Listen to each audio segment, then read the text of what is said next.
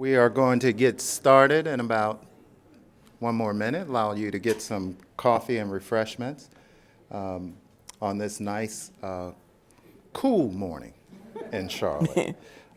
Not cold. My name is Corey Walker. I'm Dean of the Wake Forest University School of Divinity and the Wake Forest Professor of the Humanities. And on behalf of Wake Forest University, we want to welcome you to this year's John W. Hatch Lecture and Symposium. This is the 10th annual Hatch Lecture and Symposium, so we're celebrating a decade of gathering and a decade of recommitting ourselves to the demands of justice. So let's begin by first giving ourselves a round of applause for continuing our journey together. Today we have a wonderful program, and most importantly, we have an opportunity to engage one another and to network with one another about our respective work and everything that we're doing together. So we'll continue with the formal program, but we know the informal program is something that brings us all together and one that continues to create new synergies and new opportunities for us. I want to begin by first providing a welcome and a context, and then I'll introduce our morning keynote speaker, the esteemed Dr. Robert Bullard, and then we'll break off into two morning sessions. One will be held here, and the other will be right next door, right to my left. So we'll have an opportunity to break into smaller groups and to engage in more conversation. We'll reconvene back in this room for lunch, where we'll have a luncheon forum on Medicare and also eat lunch. And then in the afternoon, we'll begin to engage the Hatch effect with a distinguished panel, and then we'll conclude with a concluding keynote address by Dana Bowen Matthew, who's Dean at the George Washington University School of Law. And then we'll have a small reception. And that'll be our day for today. That sounds like a plan for us? Good plan? Oh, yeah. Everybody's on board? Oh, yeah. Everybody ready? Yeah. All right. So let's begin. Let's begin by saying that we are living through a very dangerous time. Everyone in this room is in one way or another aware of that. We are in a revolutionary situation. So any citizen of this country who figures himself responsible, and particularly those of you who deal with religion and the health of peoples and societies, must be prepared to go for broke. Or to put it another way, you must understand that in the attempt to correct so many generations of bad faith and cruelty, when it is operating not only in the doctor's office, the clinic, the hospital, or the academy, but and also in society, you will meet the most fantastic, the most brutal, and the most determined resistance. These words from James Baldwin's A Talk to Teachers, with appropriate substitutions for our context and sphere of concern, is a most appropriate place to begin to engage our shared work for this, the 10th annual James W. Hatch Lecture and John W. Hatch Lecture and Symposium. Baldwin is a barometer for our society in general and for American democracy in particular. His bracing words are apt instruments that measure the deep pressures at work in the social, cultural, and political fabric of our nation. He does not flinch at the task of the intellectual to speak truth to power and, as Amilcar Cabral would offer, tell no lies and claim no easy victories. Baldwin sets the agenda for those of us who take up the audacious task of engaging this year's theme, faith, health, and the environment, the demands of justice. We are undergirded in this effort by an ethic elegantly expressed in Baldwin's phrase, to go for broke. For Baldwin and for us, we must prepare ourselves for this task, for that is the only task of freedom. It is the only task for a healthy society. It is the only task for life itself. And if we are to take up this theme, we must also talk about risking our lives for the only life worth living. Indeed, we must be prepared to go for broke if we dare to speak, yet alone fashion practices and institutions that aspire to new ideals of life and new ways of living and new ways of being human. On behalf of the Wake Forest University School of Divinity, I'm honored to welcome you to this year's gathering. This gathering honors and extends the enduring legacy of Dr. John W. Hatch, whose life and work of ensuring health equity for all people is a reminder of the constant call for justice.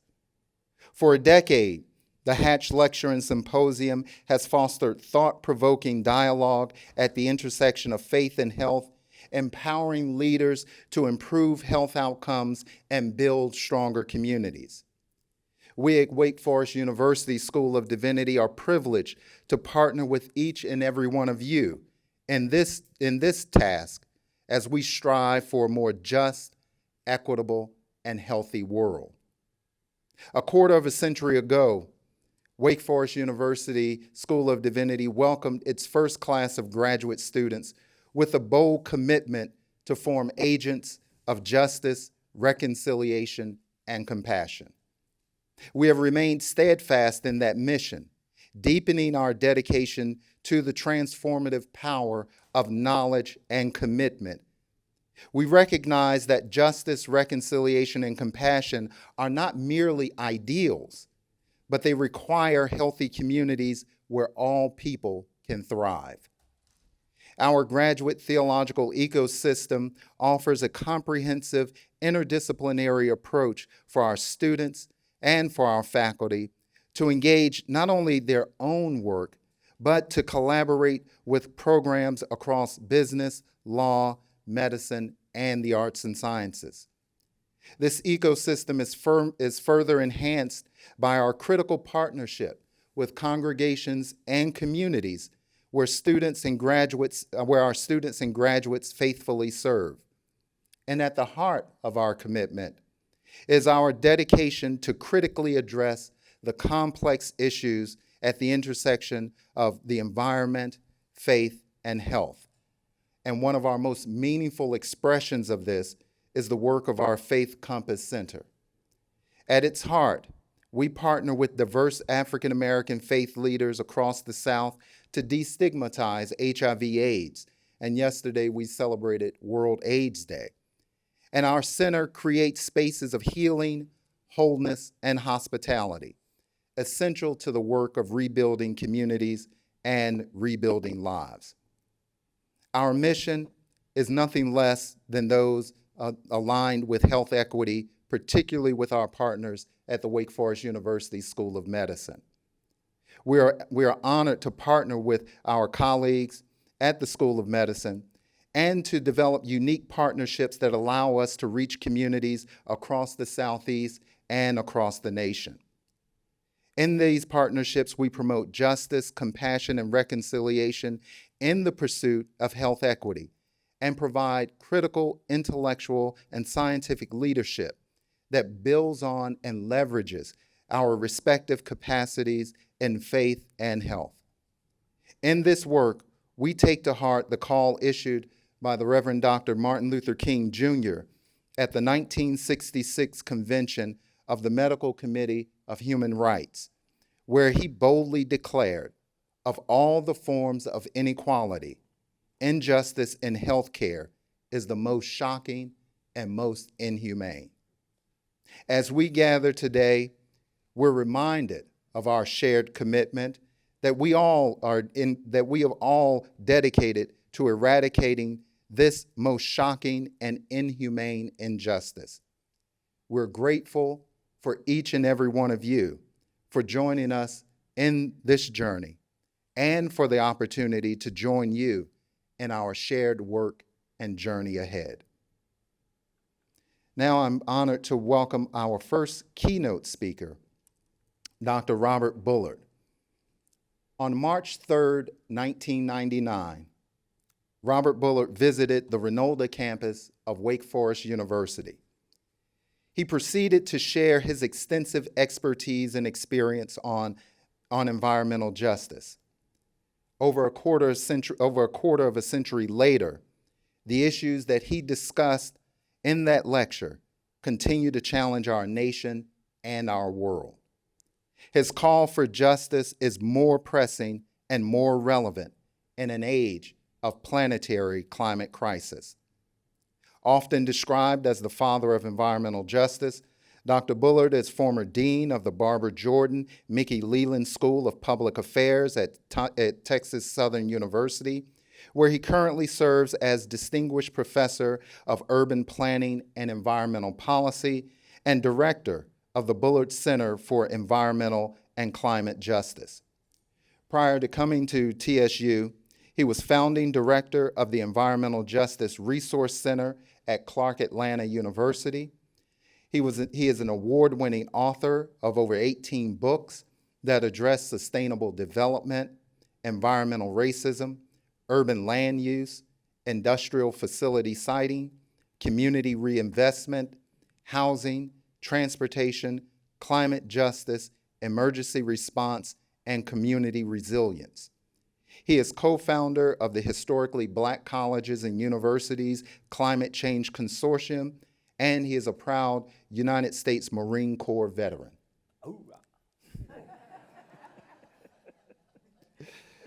Dr. Bullard's many awards and accomplishments include, most recently, being named to the White House Environmental Justice Advisory Council by former President Joseph Biden, receiving the Lifetime Achievement Award from the Association for the Advancement of Sustainability in Higher Education.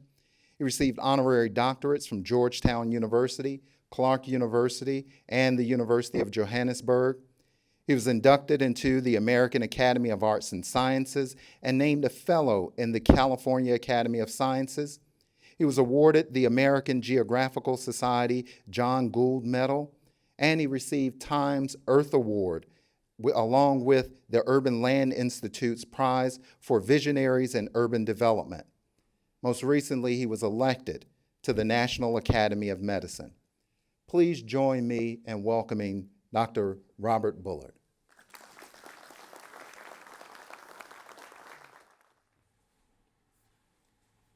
Good morning.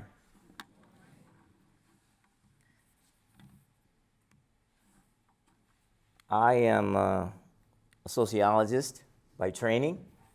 I'm an environmental sociologist, and I'm proud to say I am an environmentalist. 1999, that was like 25 years ago? Well, first of all, my grandmother taught me when you're invited to someone's house, do your very best so that perchance you get invited back. I'm glad to be back. Environmental and climate justice from footnote to headline. I'm going to take you through a journey that's been a personal journey from discovery to enlightenment to activism and a path to try to get transformative change. My job is to connect the dots, and over the last 46 years, I've been trying to connect those dots. And what I've tried to do is to present in a very simplistic, straightforward, unambiguous way of practicing sociology. And I tell people I do not do dead white man sociology. I say that jokingly, but it's serious. I do what's called kick-ass sociology. And from the framing that was first presented by one of my heroes, W.E.B. Du Bois. Du Bois was a sociologist but he was a kick-ass sociologist. He wrote books, he taught, he lectured, he involved himself in activism. You know, he was one of the founders of NAACP. But he was a scholar and a researcher. And from his work and his life, you know, that's someone who I looked up to in terms of not just publishing an article, writing a book, or doing research and just having it sit somewhere. Du Bois brought it to life in his work. Over the last 4 decades, I've written 18 books. But it's just one book, but don't tell anybody.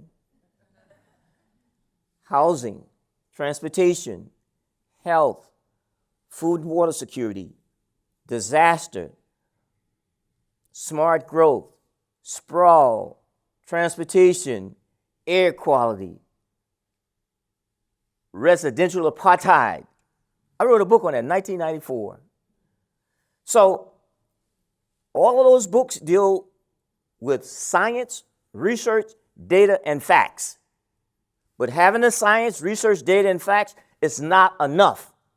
We must marry all of that with what? Action. That's where we get our movement. That's our environmental, climate, health, energy, food and water security, justice movement. So, what is it that I do?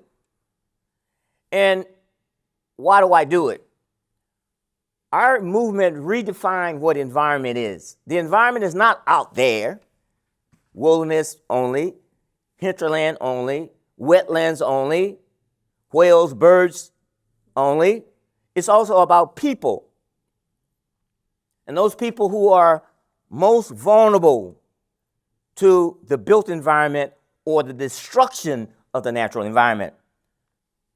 Our movement redefined environmentalism and redefined environment. The environment is everything. It's where we live, work, play, learn, worship, as well as the physical and natural world. Now that doesn't leave a whole lot out. So it's all of that. So what is the environmental justice principle? The environmental justice principle, it embraces this whole idea that all people and communities are entitled to equal protection of our environmental laws. Health, energy, employment, education, housing, transportation, and civil rights. We're talking about basic human rights. The right to breathe is a basic human right. It's not affirmative action. It's not DEI. We don't decide on Wednesday we're not going to breathe. It's every day. So our movement for justice is an everyday thing. How do I get involved? As I said, I'm a sociologist. My area was demography. I work with census data, census tracts. Housing discrimination, residential segregation, land use planning, racial redlining, all of that. Graduated from Iowa State University in 1976. My wife and I moved to Houston in 1976, and 3 years out of graduate school, my wife graduated from Drake Law School. She came home one day. We're in Houston now. I'm an assistant untenured professor at Texas Southern University, where I am now. And she came home one day and said, Bob, I just sued the state of Texas. I said, baby, what? I said, did what? Why? She said, this company, won't call any names, but the initials, BFI, wanted to put this sanitary landfill, and we know there's nothing about sanitary about a landfill, this garbage dump in the middle of this predominantly black middle-class suburban neighborhood in Houston. Now you get it right. Middle-class, suburban, black. Keyword. And she said, I went to, I just filed a temporary restraining order in federal court, and in 10 days I need to have a study done to show where the landfills are and who lives around them. And 1979 now. And I said, you need a sociologist. She said, that's what you are, right? I said, yeah, but, no but. And she laid it on me like, and you are all I got. Well, how can you refuse? So I had 10 students in my research methods class at Texas Southern University. And I told my students, I said, students, we have a research project. And when your professor tells you you got a research project in a methods class, what you got to do? Research, baby.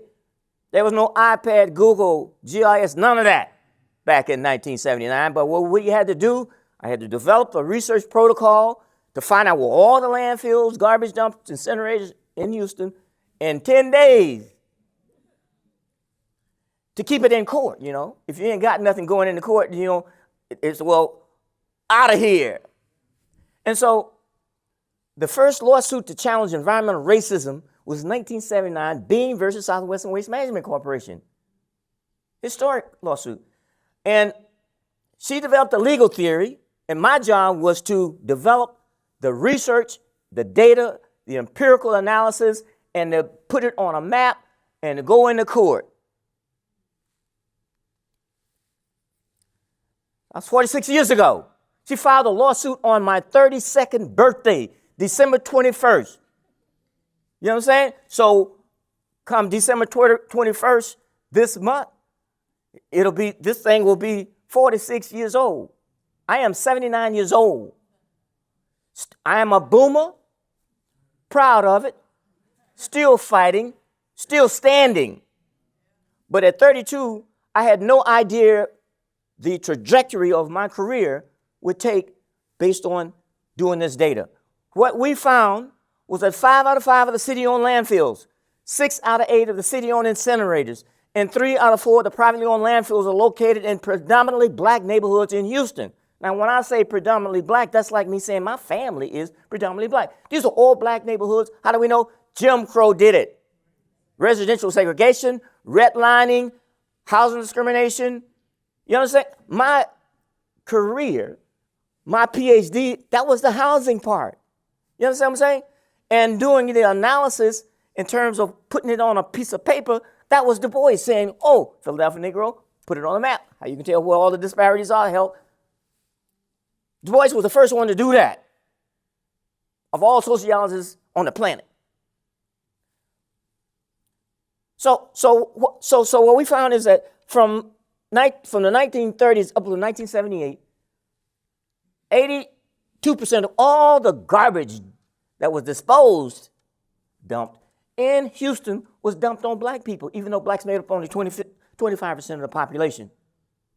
The name of the landfill is Whispering Pines. Sounds like a subdivision. Oh, I'd love to live in Whispering Pines. No, it's a place where garbage goes. Doesn't go to garbage heaven, it's going to Whispering Pines. The gentleman with his back turned with a bullhorn, that's Al Green. No, not the singer. Congressman Al Green, he who was a young justice of the peace back then. You know what I'm saying? Understand that this photograph is iconic. This was a black middle-class neighborhood fighting to keep garbage from being dumped on them. They paid the house note every year. Some of them got 2.5 jobs to be in the houses or whatever. And how dare you to dump garbage on us? There was no movement. Let me back up. There was no movement in 1979. But the movement happened here in this state, in Warren County, North Carolina. Let's give credit to the folks in Warren County. You understand what I'm saying? You give credit what credit's due. These are young middle school kids putting their lives on the line to try to stop these dump trucks that's laden with PCB contaminated soil. They are not old enough to vote, but they are old enough to know right from wrong, and to dump poison on black people was wrong. Dr. Benjamin Chavis basically said, this is environmental racism. And so the dump was not stopped. They put the poison on the community, but we couldn't stop because they decided to dump on us. We couldn't stop.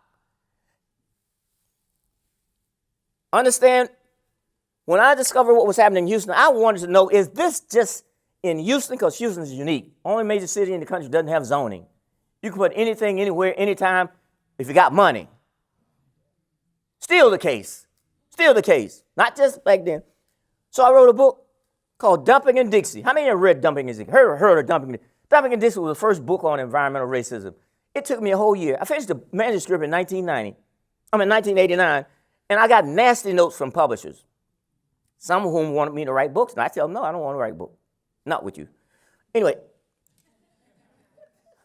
I finished the manuscript, and I got letters back saying, well, there's no such thing as environmental racism. You can't use environment and justice in the same sentence. The environment is neutral. Everybody's breathing the same air. Not. And there was this Westview Press, which is based in Boulder, Colorado, a publishing house in Boulder, Colorado. They decided to publish the book in 1990. They made it a textbook. I was pissed. 160 pages. It cost $25 for that book. $25 is a lot of money in 1989. They made it a textbook, got adopted. I wasn't so angry after I got the first royalty check. It was like, had a bunch of zeros on it. So, ooh, straight to the bank. Dumping in Dixie showed that what's happening across the South, you only make up 22% of the population, but all the disparities that when it relates to environment and pollution, et cetera, was happening in the South. There's no accident that the environmental justice movement and the civil rights movement both were birthed in the South, Southern United States. It was something about Boulder, Colorado, and Westview Press that decided to publish that book. It could have been a lot of books, publishing houses that could have published it. It's something about Boulder. I don't know if you've been to Boulder.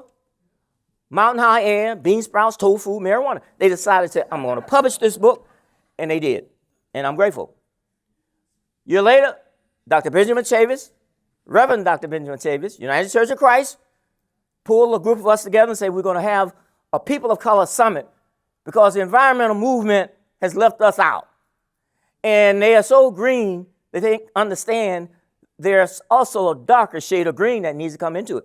We said, we have to speak for ourselves. Had a first National People of Color Summit. Research started to be generated. We went to the summit. We marched from the Washington Court Hotel to the nation's capital. We did our thing on the steps, speeches, whatever. We did not go inside and desecrate. We marched back to the Washington Court Hotel, and there were nobody arrested. You know what I'm saying? This was 1991. 1991.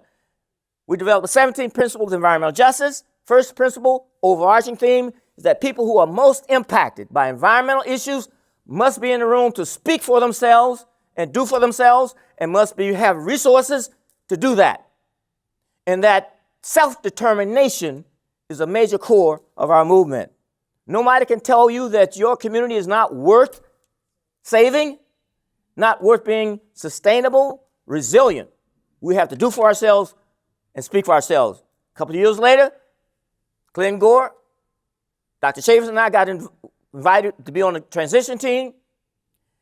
And of course, we served in Washington, D.C. in the basement. This is 1990, 93, the transition. And everything was, the most technology that we could communicate was fax machine. And we got a lot of faxes as to what do you want? And one of the things people say, we want the president to sign an executive order on environmental justice. And Al Gore, when he and John Lewis sponsored the Environmental Justice Act of 92, it didn't pass, but he promised that if he ever got higher in office, that he would try to make sure that an executive order would move that.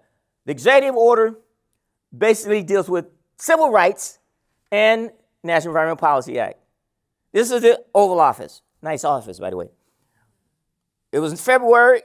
Clinton, John Lewis, Conyers, Wellstone.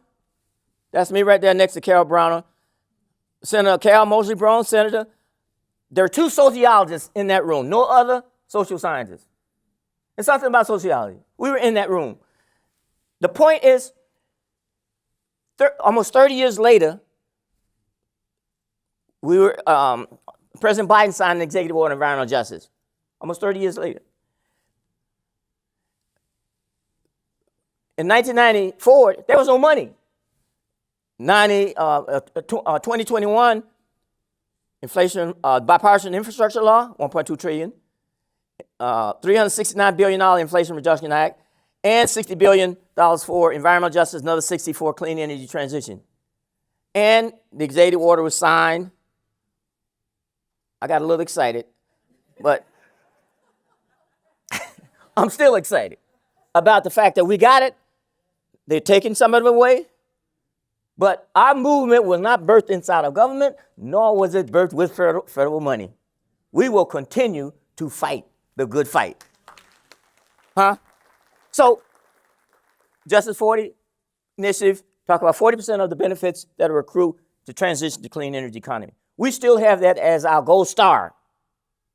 And as I said, our movement is not a 4-year movement. Our plan for justice is not a 4-year plan.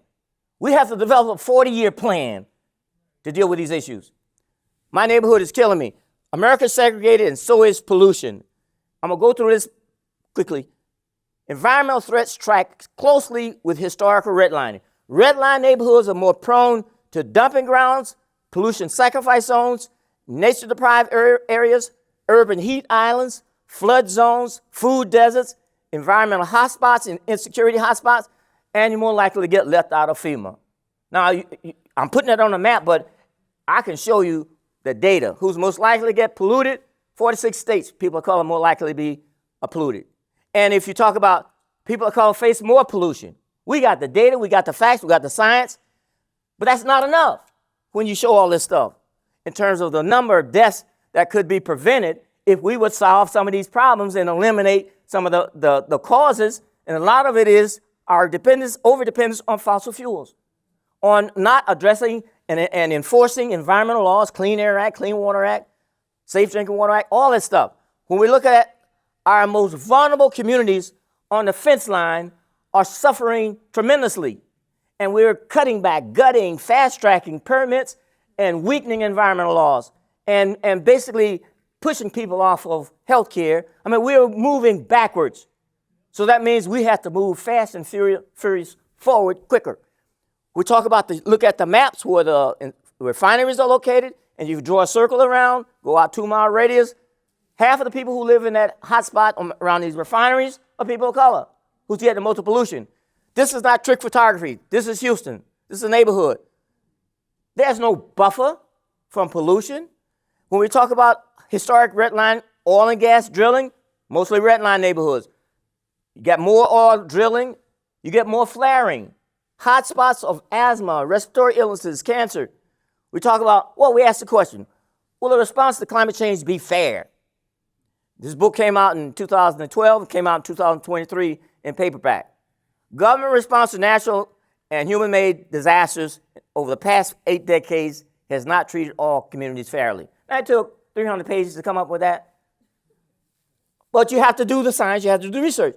So the short answer to that question, short answer, hell no. No. So climate change will impact every region of the United States. Here's the map showing you exactly where the impacts are. Down in Gulf Coast, we got hurricanes, tornadoes, we got floods, sea level rise. We used to plan for a hurricane season June through November, but we had to plan now January to January. Winter Storm Uri hit us in 2021 in February, went down to 9 degrees. The lights went out. Why? Because Texas is not connected to the grid. The overdependence on fossil fuels.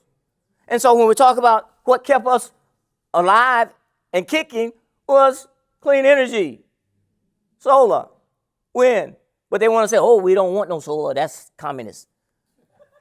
Climate change threats across the U.S., you can see where the threats are in terms of water, stress, wildfires. Climate vulnerability, maps with geography.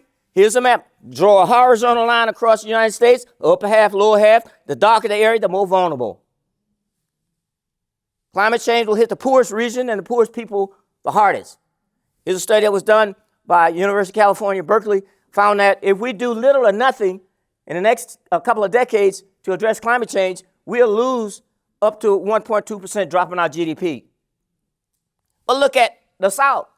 It's not 1.2, it's 20%. The poorest ass region in the country is going to lose the most.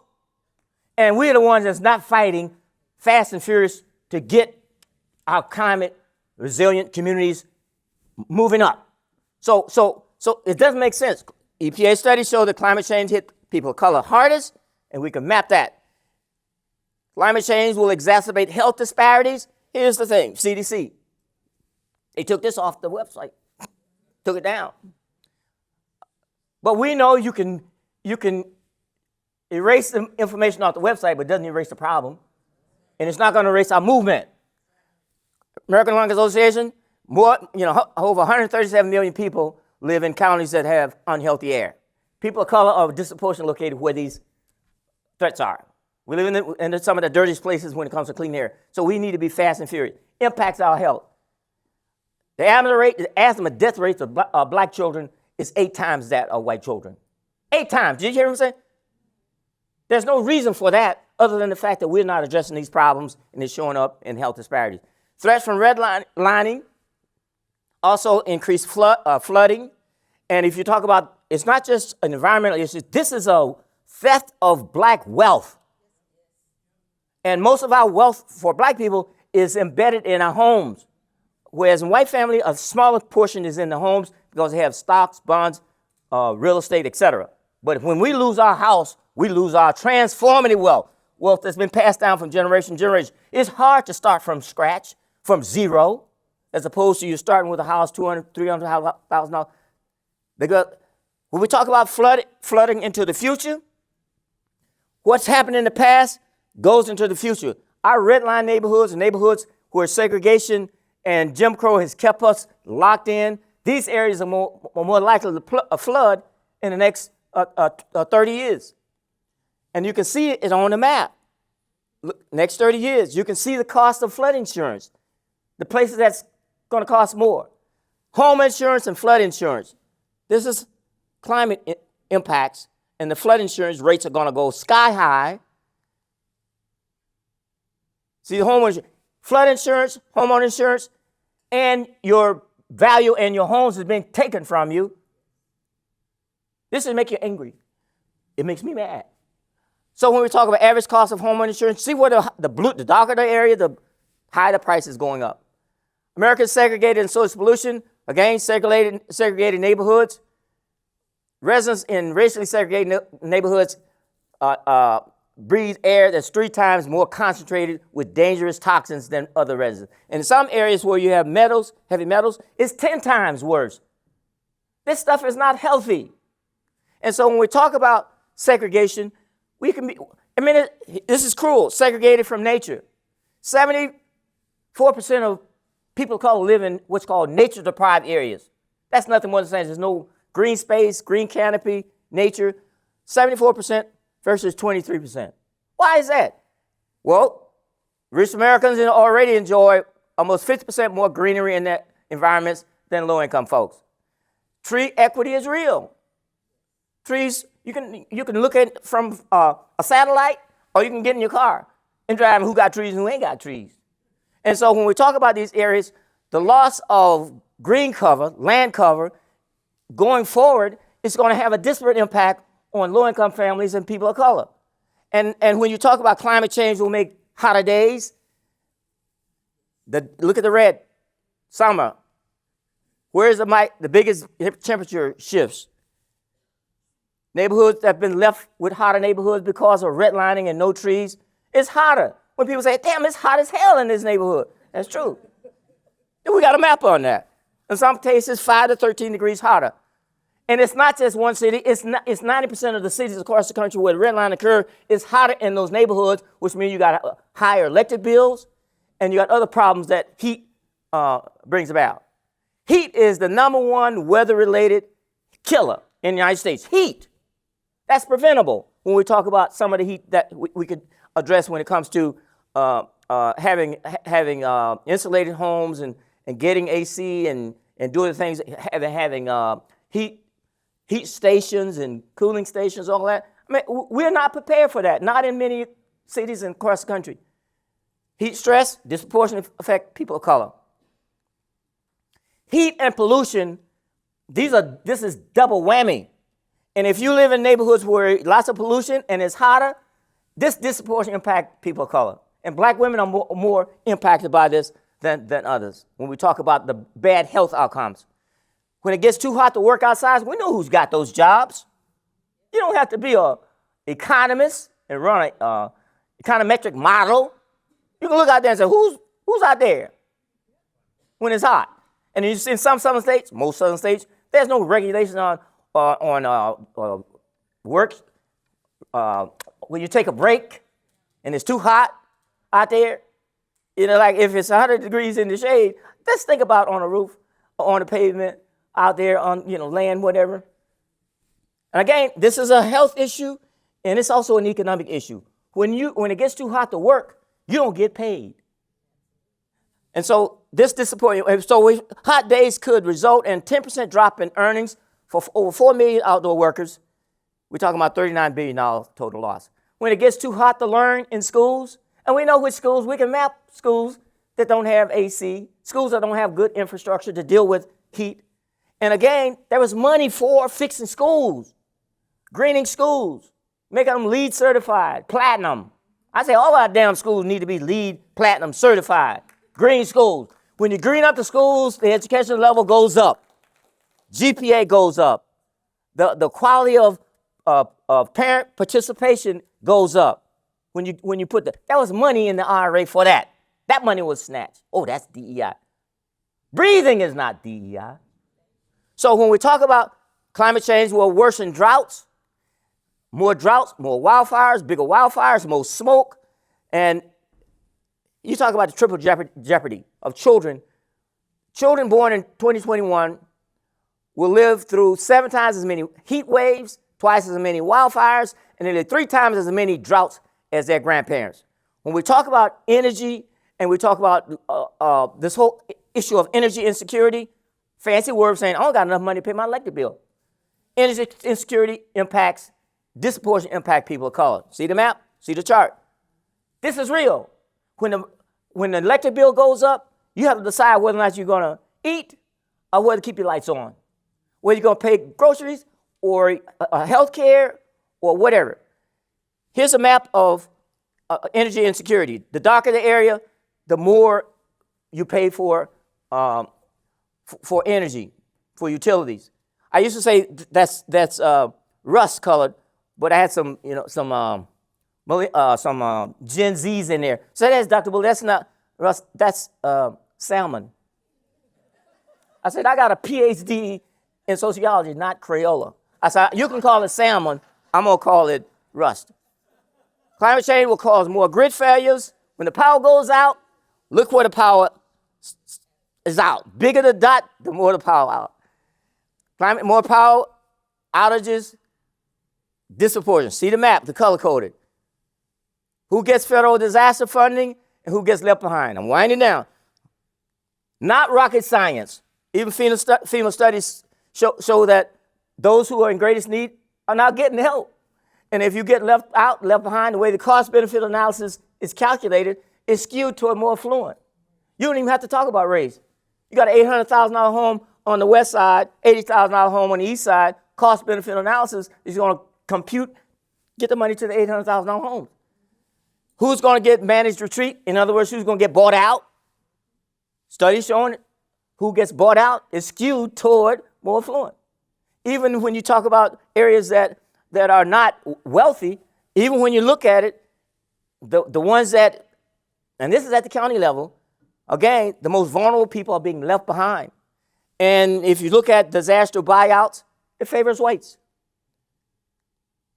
The challenge today is to ensure funding and benefits follow need, rather than money following money, money following power, and there's another attached, money following whites. When you map it out, regardless of income, when you look at the money, you can show that there's still racial disparities, but there's also economic disparities and geographic disparities. What we need now is a just transition to a clean energy economy. We need a just transition to ensure that all communities are not somehow seen as sacrifice zones, somehow that they are not worthy of having all the things that we know make our communities healthy. Having parks, green space, walk trails, nature trails, having areas where we can that are nature. Nature is nourishing. Mother Nature is something else. And so we say we demand, and we push back against those people. Oh, they don't need no park. They ain't going to use a park. Bicycle lane. Yes, we want bicycle lanes. Build them and they will come. So our job as a researcher and a sociologist and as planner is to plan, but not leave planning just to planners. Bring the community people in. Those voices are powerful. It's great that we have community science. It's great that we have community epidemiology. It's great that we have community GIS. The community part is a powerful part. That's our movement. And so we have partnerships with communities and organizations, in some cases, dating back more than 3 decades. In some cases, these community university partnerships have outlasted marriages. And so they are strong partnerships based on trust. And I'll just say, we will make sure that our community partners that we have with the Bullard Center, with Texas Southern University, with our HBCU Climate Change Consortium, and our HBCU Community-Based Organization Gulf Coast Consortium, we will make sure that those organizations are resourced. We are working every day, 24/7, to build out gap funding, not to replace, because we know we can't replace dollar for dollar. Our center launched a $60 million EPA Thriving Communities grant and $156 million Solar for All grant. But we're not going to give up. We're going to keep working to ensure that our partnerships are resourced, that the capacity is built, and we will come through this on the other side. I am optimistic, I am hopeful, and I have faith. But as my grandmother taught me, and as I learned in Sunday school, faith without work is what? Dead. Our movement is a live movement. We will continue to fight, and we will continue to train young people and get them in our movement so that intergenerationally we will win. We're bound to win. Thank you very much.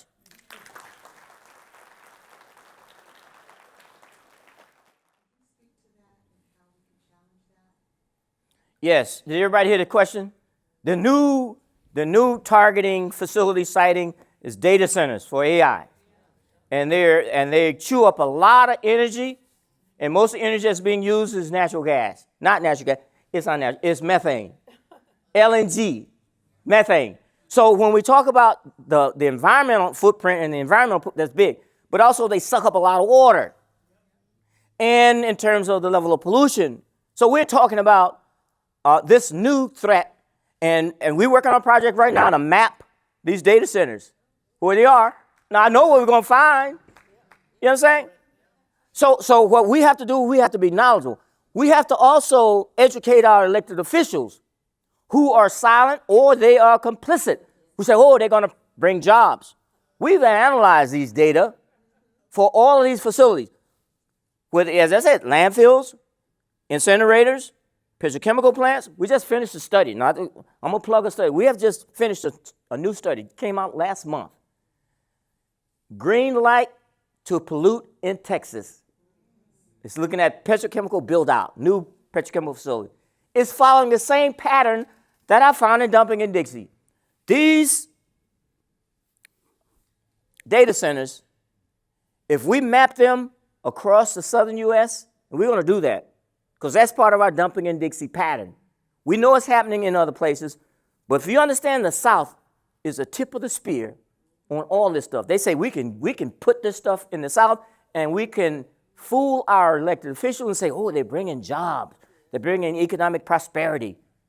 You draw a circle around these facilities, the people who are most impacted, they have the least amount of income. They are more impoverished. The health disparities are elevated. Life expectancy is lower.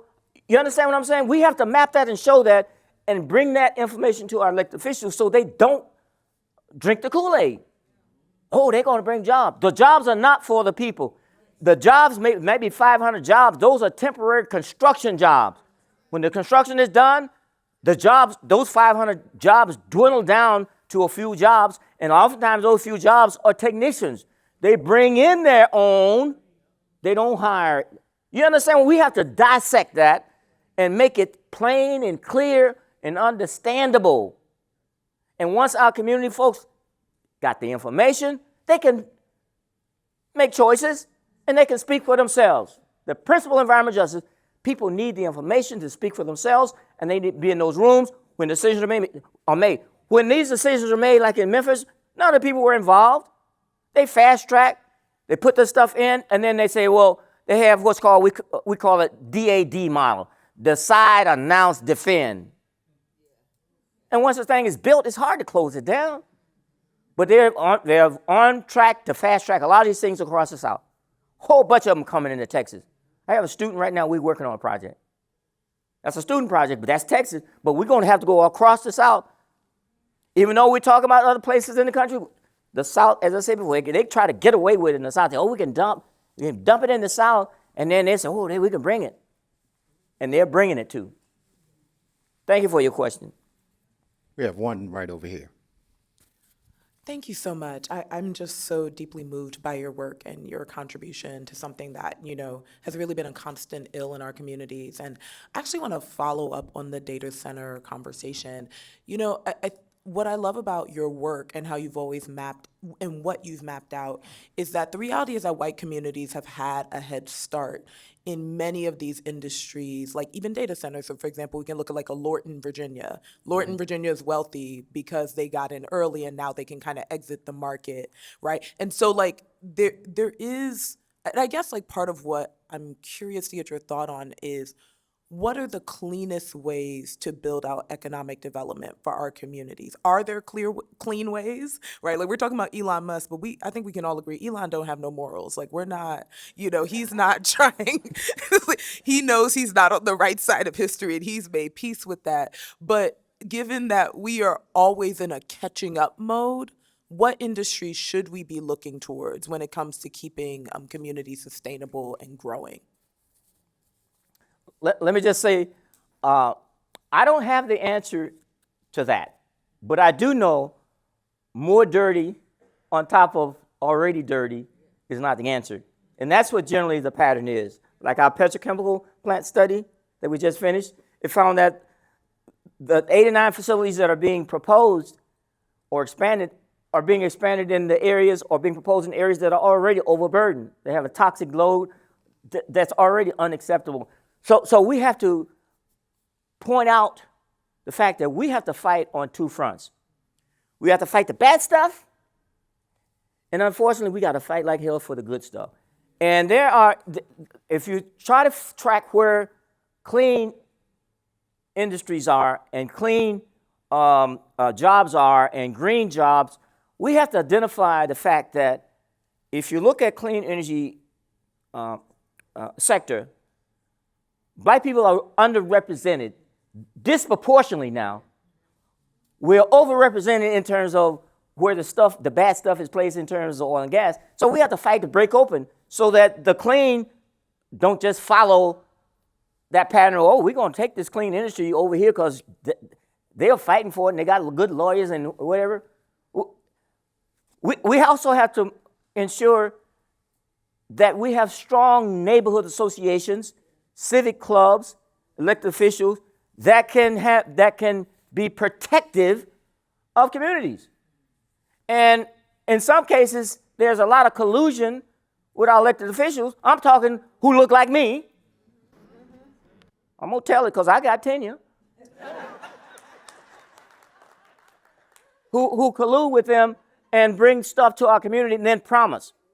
Just like the dirty coal plant. We had to fight dirty coal because some people saying, the Black Chamber of Commerce that was on side with and you look on their website and say, they're funded by projects with the dirty coal company. And they would say, Bullard and his environmental justice groups, they're trying to stop jobs for Black people. No, we ain't trying to stop no jobs. We're trying to stop people from dying. And the number of jobs we're getting in those places is minuscule. So we have to dissect. And we talk about jobs that, in some cases, that don't require, a college degree. In terms of health, healthcare, health profession, it's going up like this. We're locked out of a lot of those jobs that we don't know about because they keep it real secret. So we have to do our reconnaissance And we have to work hard. We have to have people working on this stuff 24/7.